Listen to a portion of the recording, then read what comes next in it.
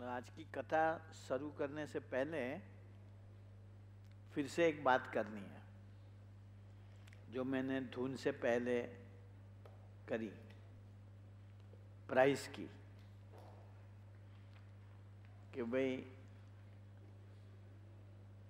ये 1 महीना जो अनुष्ठान शिविर चलेगी उनमें पूरा 1 महीना तनिक भी नागा करे बिना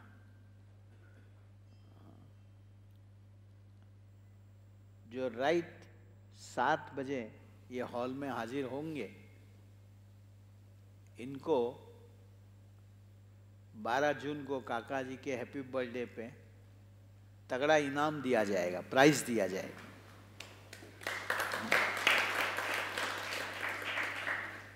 मुझे किसी ने पूछा कि जो आएंगे उसमें से किसी एक को ही सिलेक्ट करके दिया जाएगा, मानो वो लॉटरी सिस्टम पे दिया जाएगा, कैसा करा जाएगा? मुझको नहीं, जितने होंगे सबको दिया जाएगा। मानो तुम 25 जने ऐसे भी निकले जो बड़ी मुश्किल है कि पूरा महीना ठीक 7 बजे यहाँ हाजिर थे, तो इनको इनाम दिया जाएगा, जितने भी होंगे इतने। तो फिर ये धुन चालू हुई, फिर मेरे पास एक बात आई कि गुरुजी ये बात आपने आज अनाउंस करी, हमें पता नहीं था आज का। हाँ, तो मेरे को चलो ऐसे, अगर आपकी इतनी चाह है कि ये इनाम लेना ही है, हाँ, तो कल से ये चालू करेंगे। आज का लेट कमिंग एग्जम्प्टेड, समझे? पर कल से फिर आगे नहीं जाऊंगा मैं। देखो ये बात खूब ध्यान से समझना, ये जो मैं इनाम वगैरह की बात करता हूं, आप समझना कि ये सत्संग की कितनी महिमा होगी जो हम इतनी बात करते हैं। ये कोई रेस की बात नहीं है, लेकिन ये चीज तुम ले जाओ, और अगर अपने दिल की भावना सच्ची होगी ना, जो शिव अभी आया इसको समझा देना, फिर कल ये ना कहे कि मैं नहीं हाजिर था। मैंने तो आज मैक्सिमम स्ट्रेंथ देके दोबारा ये बात करी, और अगर हमारी चाह होगी कि हमें ये इनाम लेना ही है, तो महाराज हर संजोग सानुकूल कर देंगे। हमारी खेवना होनी चाहिए, हमारी कहना एस्पिरेशन, अभिप्सा होनी चाहिए। देखो एक छोटी सी बात करता हूं, आपको शायद ये डिस्टॉर्टिंग जैसी लगे, लेकिन मैं इसको ऐसा नहीं मानता। ये हमारा नक्शू है। हाँ, पिछली बार, अभी इनके यहाँ हर वीकली टेस्ट होता है, तो पिछले 2 टेस्ट में इसका 8-9 मार्क आया 10 में से। मैंने इसे कहा कि 10 में से 10 ले आवे ना तो मैं तुझे प्राइज दूं। उसने कि मैं लाऊंगा। आज इसका मैथमेटिक्स का पेपर था, आज था, पहले था, आया आज। हाँ, उसका 10 में से 10 मार्क आया। इससे भी ज्यादा समझने लायक बात है, ये भला आदमी है, मुझे पेपर दिखाया। पता नहीं भगवान ने मुझे कैसी आंखें दी है, कोई भी जगह पे कहीं खोट होगी वहां पहली नजर मेरी पड़ जाती है। हाँ, तो मैंने इसका एक देखा कि एक जगह पे गलत आंसर लिख के आया है, लेकिन इसकी टीचर अंधी हुई क्या हुआ, उसको राइट करके फुल मार्क दे दिया। हाँ, हकीकत है। आप विचार करो, 3rd स्टैंडर्ड में कैसा बड़ा क्वेश्चन होगा, और टीचर कम से कम इंटर तो पढ़ी होगी। हाँ, क्वेश्चन यही था एक कि भाई ये जो न्यूमेरिकल्स है 10, 25, 30, 100 असेंडिंग ऑर्डर में लिखो। इसने गलत लिखा था लेकिन उसको राइट करके दे दिया और 10 मार्क दे दिया। तो देखो, अगर उसकी भावना होती है कि मुझे 10 मार्क लेना है, तो वीकनेस महाराज नहीं देखते, कुछ भी करके उसका काम कर देते हैं। तो आपकी अगर भावना होगी कि नहीं, मुझे ये 1 महीना बरोबर 7 बजे पहुंच ही जाना है, हाँ, पर ये महिमा होगा ना तो ये होगा। तो ये बात खूब ध्यान से सुनना कि कल से ये स्ट्रिक्टली रखो, जिसको जिसको रखना हो। बाकी गुरुजी बोलते रहे, हमें गए ना गए, इनाम मिला ना मिला, क्या फर्क पड़ता है। उनके लिए तो ये बात है ही नहीं जिसको महिमा नहीं है। हाँ। दूसरी बात मैं मेरी करता हूं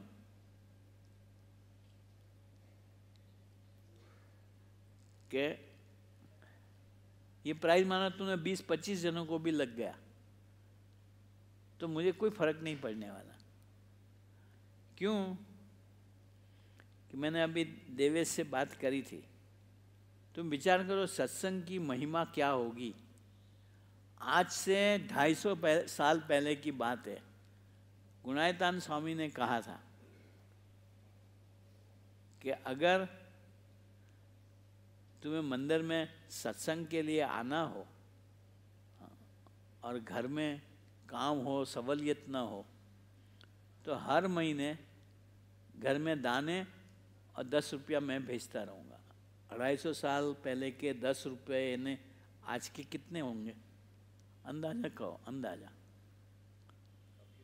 काफ़ी नहीं, काफ़ी तो मुझे भी पता है, कैलकुलेटर लगाओ। 2-3 करोड़? नहीं नहीं, 10 रुपया कितना होगा? 1 लाख भी नहीं हो सकता।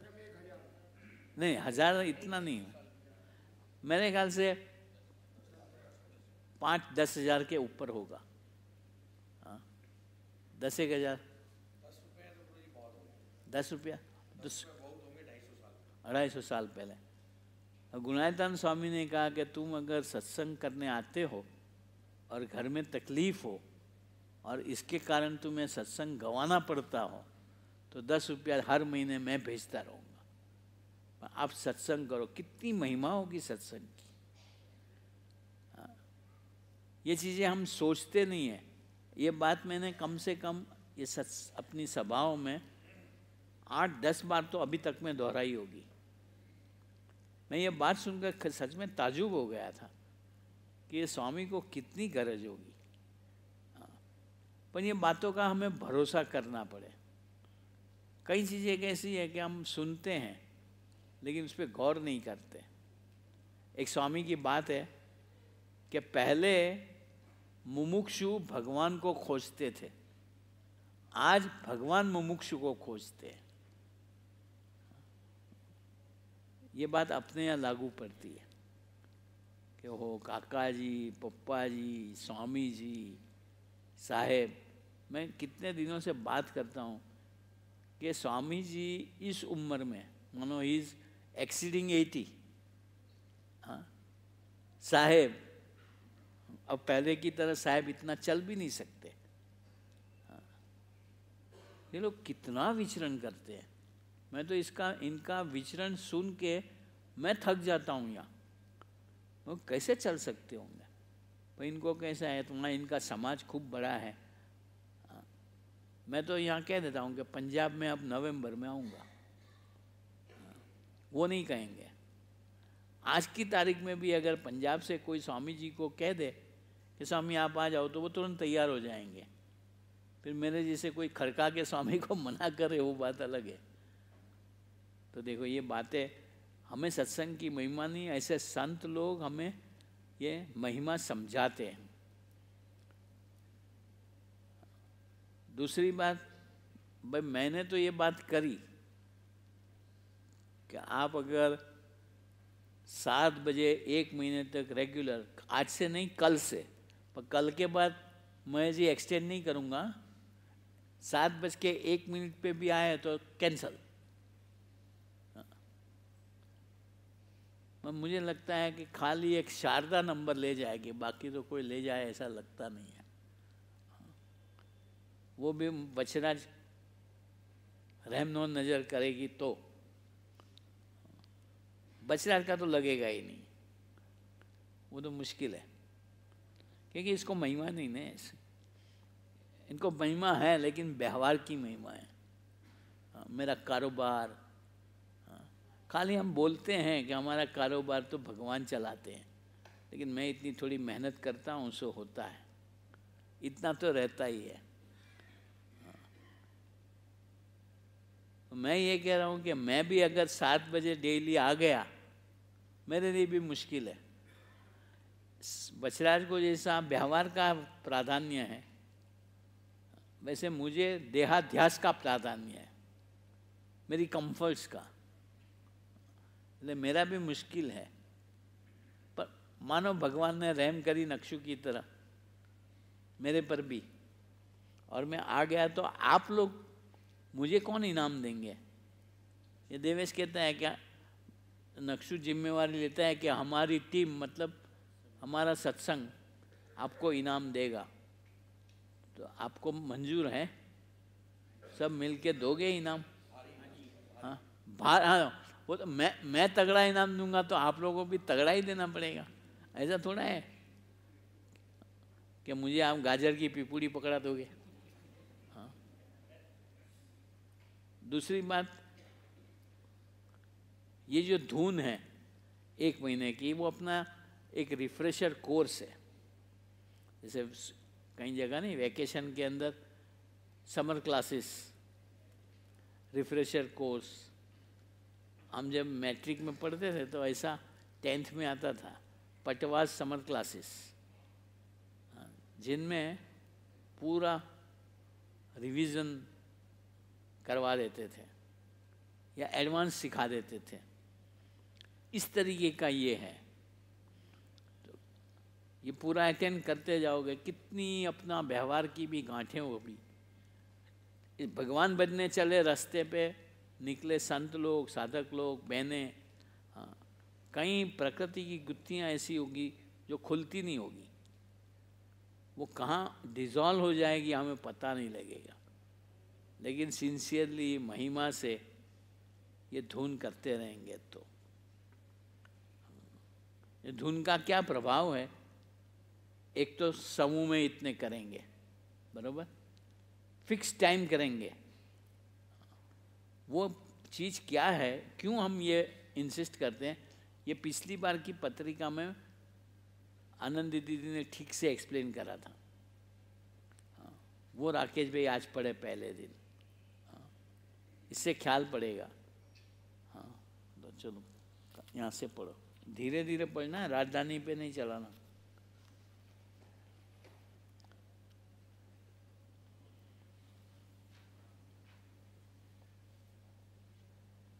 सर्वप्रथम से चालू करो।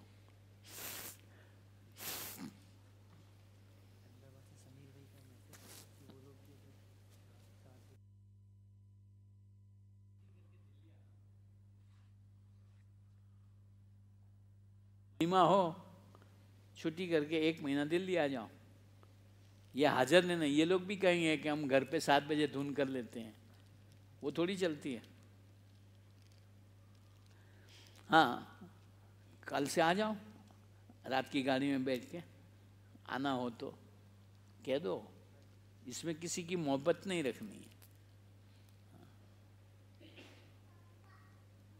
फायदा इतना होगा, देखो सिंसियरली करोगे, कल्पना ही नहीं कर पाओगे। हाँ, पढ़ो।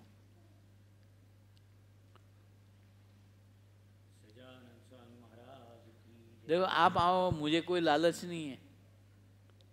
हाँ, जबकि आज तो ये आज जाके आप प्रसाद खाना खा के चले जाओगे, पर मुझे लालच इतनी है कि हो इसका सबसे बड़ा जो फायदा होना है वो आप लोग लूट जाओ। चलो।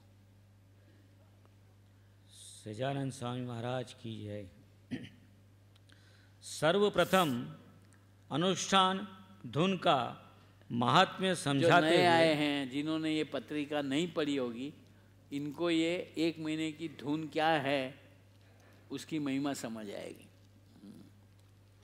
सर्वप्रथम अनुष्ठान धुन का महात्म्य समझाते हुए परम पूज्य गुरु जी ने बात की। शास्त्रों में कहा जाता है कि अनुष्ठान करो। कोई भी चीज़ न बनती हो, अपना कोई काम हल न होता हो, तो अनुष्ठान कराओ।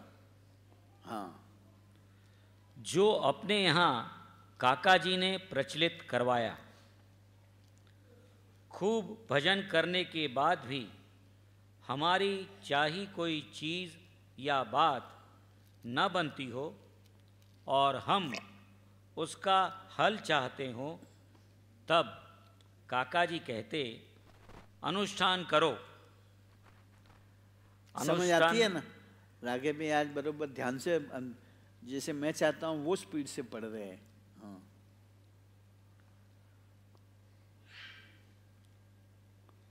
हमारी चाही कोई चीज़ या बात न बनती हो और हम उसका हल चाहते हों, तब काका जी कहते अनुष्ठान करो।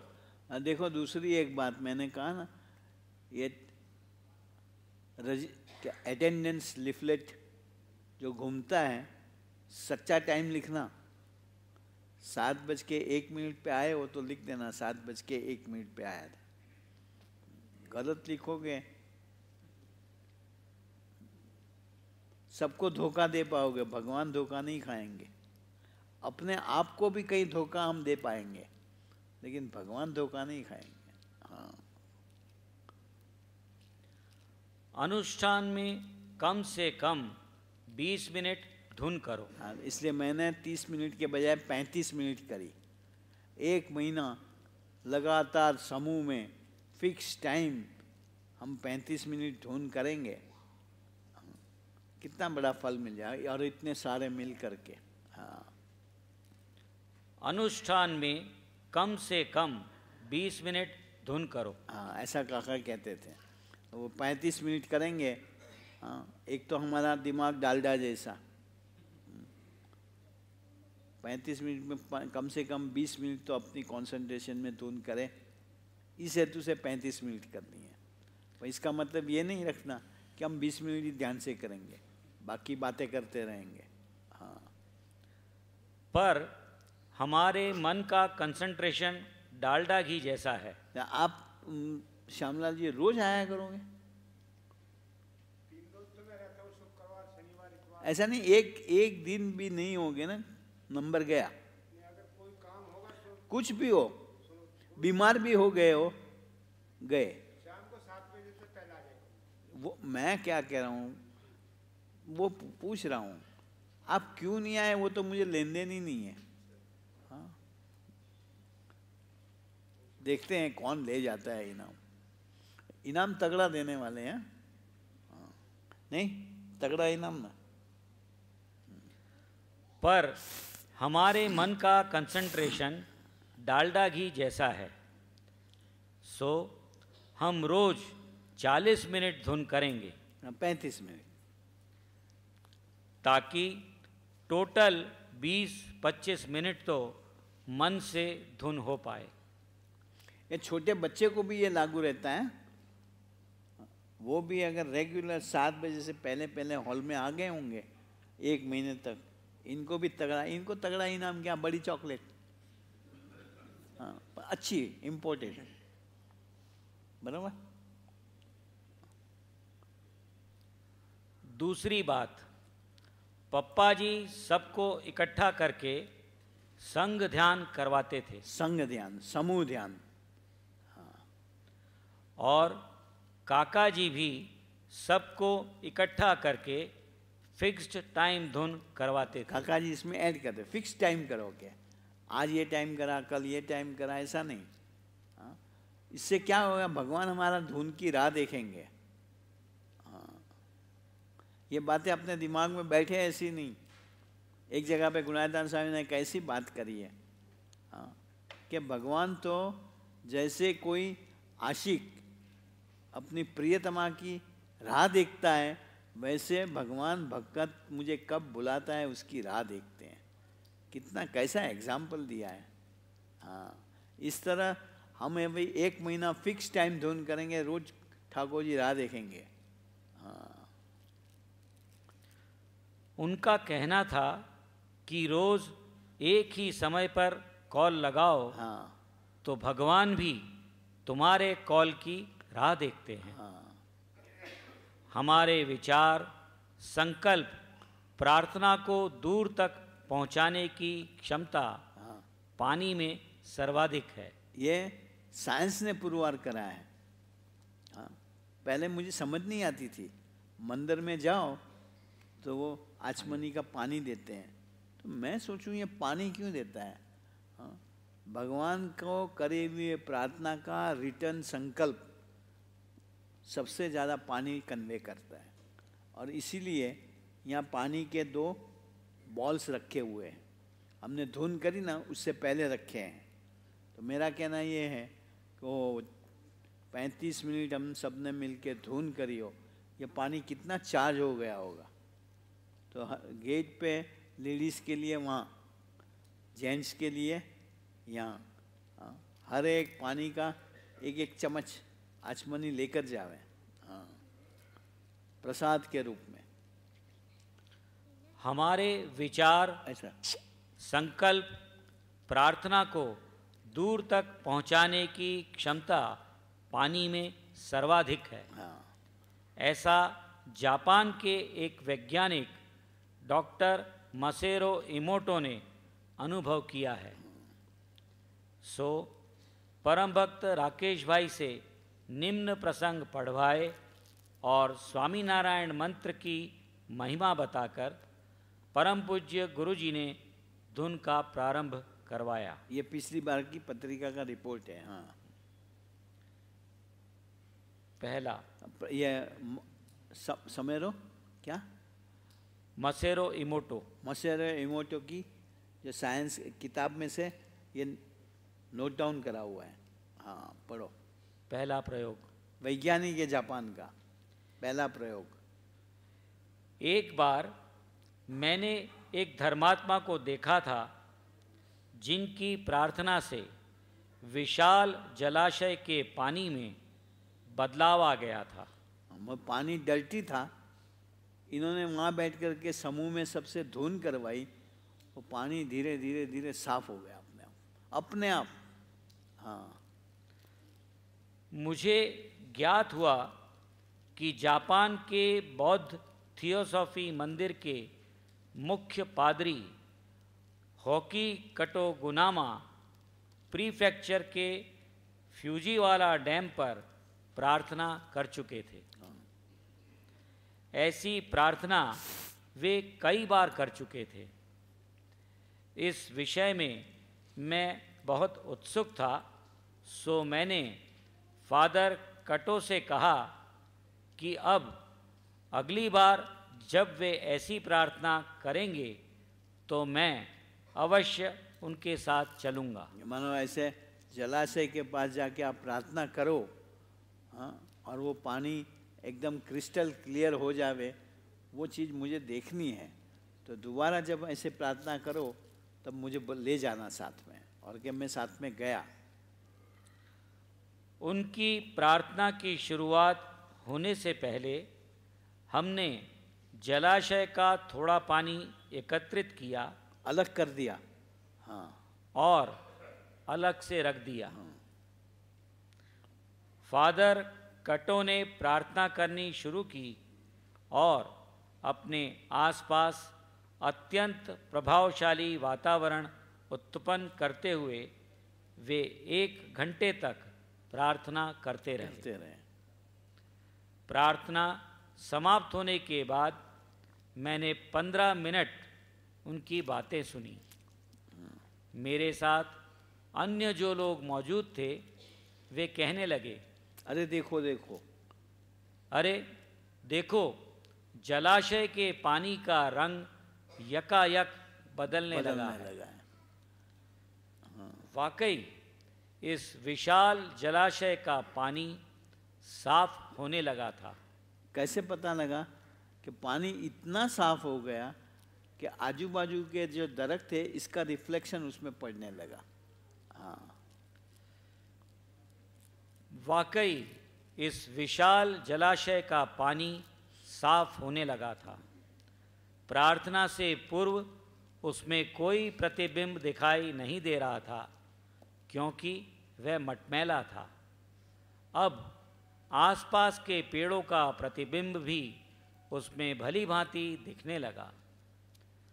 जापानी भाषा में जिसे कोटोडोमा अंतर की पुकार कहते हैं, फादर काटो की पुकार में जरूर एक चीज ध्यान रखना, एक सेंटेंस अंतर की पुकार, मानो धुन करो, मैकेनिकली नहीं करना, दिल की सच्चाई से, हाँ, सच्ची भावना से अंतर की धुन करना।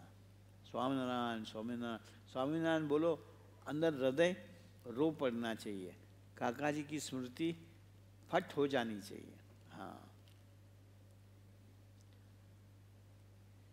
जापानी भाषा में जिसे कोटोडोमा अंतर की पुकार कहते हैं, फादर कैटो की पुकार में ज़रूर ऐसा जज्बा होगा। प्रार्थना की ताकत को मैंने अपनी आँखों से हूबहू देखा। मैं कहता हूँ उसने देखा तो हम क्यों ना देखे ये 1 महीने में। हाँ, प्रार्थना के बाद पानी में समाविष्ट स्फटिक का चित्र खींचने के लिए हम वहाँ से थोड़ा पानी टोक्यो लेकर गए। क्रिस्टल क्लियर हो गया, वो पानी के क्रिस्टल बन गए अंदर। हाँ, प्रार्थना से पूर्व एकत्रित किए गए पानी में कोई भी स्फटिक नहीं पड़ा था। जो पानी ने अलग निकाल के रखा था, जिस पे प्रार्थना की कोई असर नहीं, अलग था, उसमें कोई क्रिस्टल नहीं पड़े।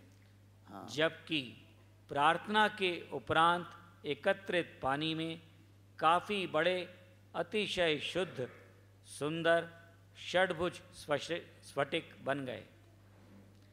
इस ब्रह्मांड में मनुष्य ही केवल ऐसा प्राणी है जो शब्दों के माध्यम से अपने अंतर की भावनाओं को तत्काल कहीं और किसी भी प्रकार प्रकट करने की क्षमता रखता है। कितना ही दूर हो मैसेज तुम दे सकते हो, यहाँ से अमेरिका भी, हाँ, पानी के माध्यम से, एयर के माध्यम से।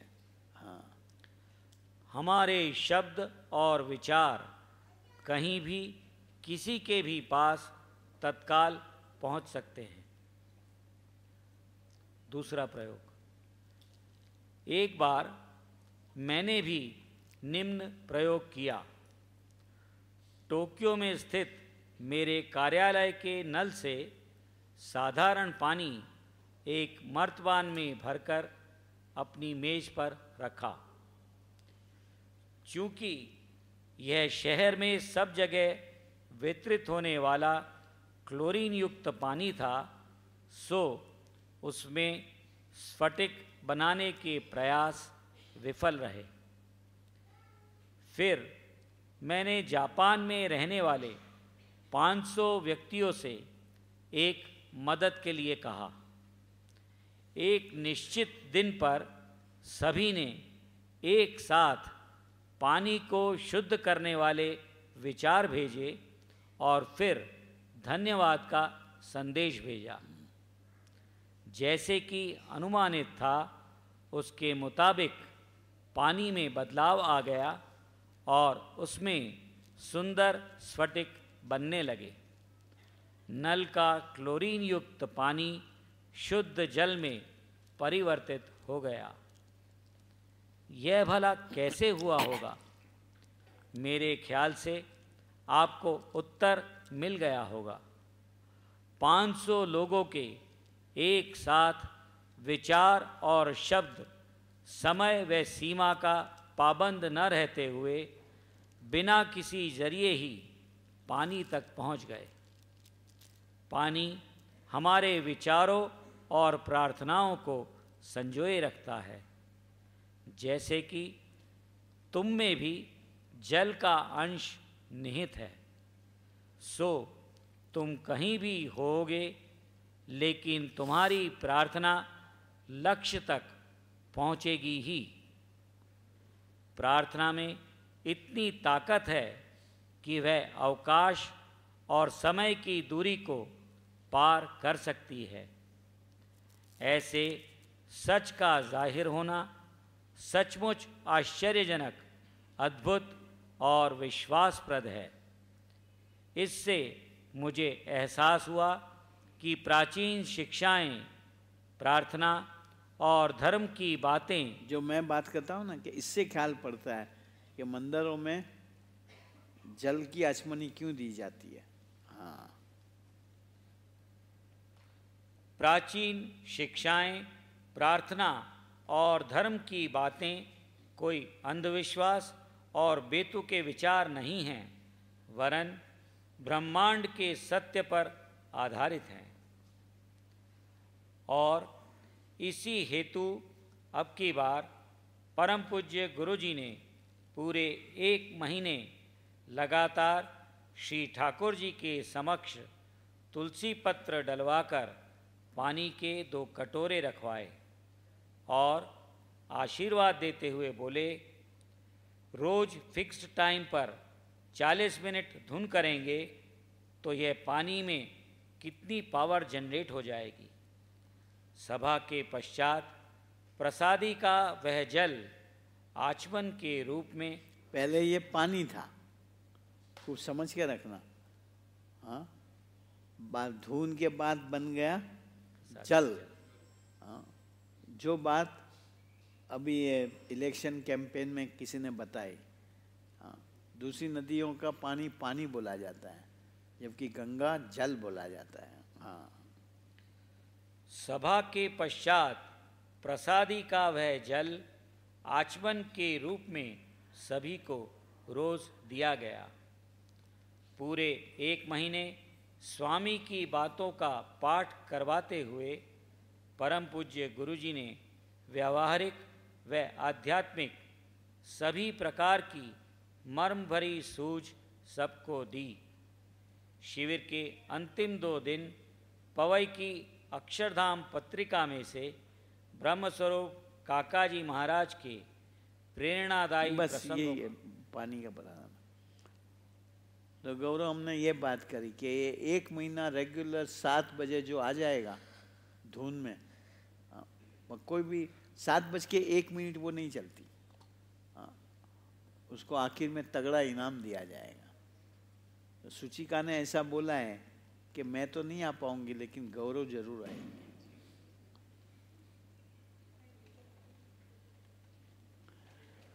कि मुझे बहुत काम होता है कि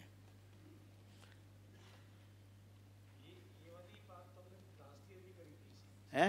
हाँ, ये बात कहीं है ना, नए आए हैं। हाँ,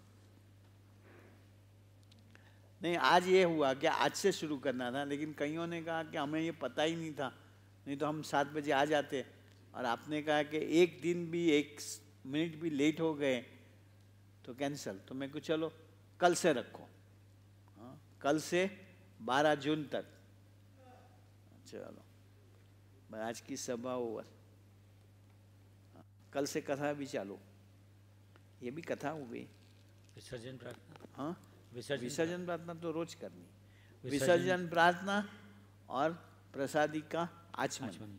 हाँ, जो तुलीप से आते हैं करते हैं। हाँ, कोई बहानेबाजी नहीं चलेगी।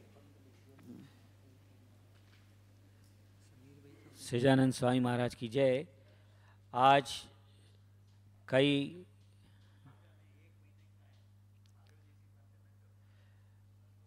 कई मुक्तों का जो प्रसंग है, जन्मदिन है। पूज्य विजय भाई मेहता का जन्मदिन है आज। पूज्य पुरी अंकल की सुपुत्री सौभाग्यवती सोनिया कपूर जी का भी जन्मदिन है। मुंबई के डॉक्टर उपेंद्र की बेटी सौभाग्यवती हार्दिका का जन्मदिन है। और हमारे आत्मीय पूज्य मीरा अग्रवाल जी का भी आज जन्मदिन है। इन सभी मुक्तों को जन्मदिन की खूब खूब बधाई और हार्दिक जय स्वामीनारायण। विसर्जन प्रार्थना करेंगे। जय स्वामीनारायण।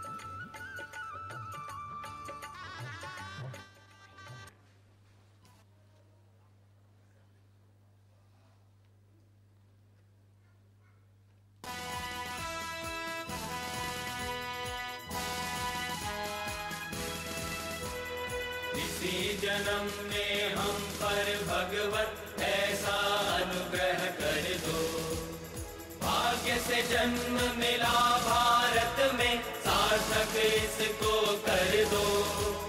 छोटे बड़े क्रियाओं सारे मूर्ति में ही रह कर हो, भूतकाल अब तो भूले, चिंता भविष्य की छोड़े, कल आएगी नहीं।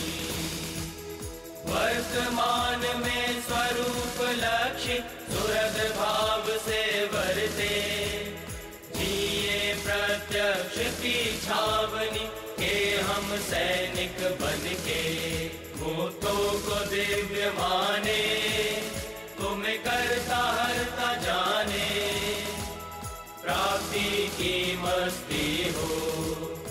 उद्यम यही आपका रहता, ब्रह्म रूप हो हम बरते। धन्यवाद धन्यवाद धन्यवाद, हे चैतन्य शिल्पी तुम्हें